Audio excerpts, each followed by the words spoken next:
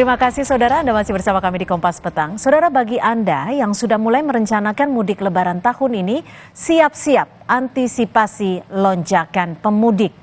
Berdasarkan survei Kementerian Perhubungan, pergerakan masyarakat secara nasional berpotensi mencapai 71,7% dari penduduk Indonesia atau 193,6 juta orang. Pemerintah menyiapkan sejumlah antisipasi, mulai pengaturan waktu mudik hingga mudik gratis. Berdasarkan hasil survei tersebut, pergerakan masyarakat secara nasional berpotensi mencapai 71,7% dari jumlah penduduk Indonesia atau sebanyak 193,6 juta orang. Angka ini meningkat dibanding potensi pergerakan masyarakat pada masa Lebaran 2023, yakni 123,8 juta orang.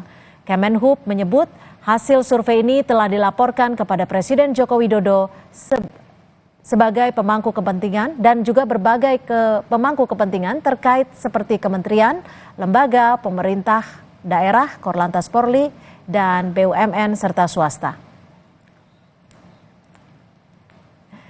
Soal antisipasi lonjakan pemudik, Menteri Perhubungan Budi Karya Sumadi menyebut, Menteri Perhubungan, pengaturan waktu mudik, penyelenggaraan diskon tarif transportasi massal untuk mudik lebih dini.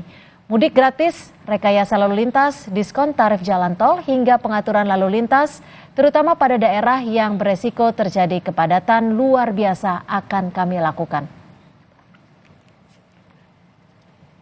Saudara, hari pertama puasa Ramadan, pasar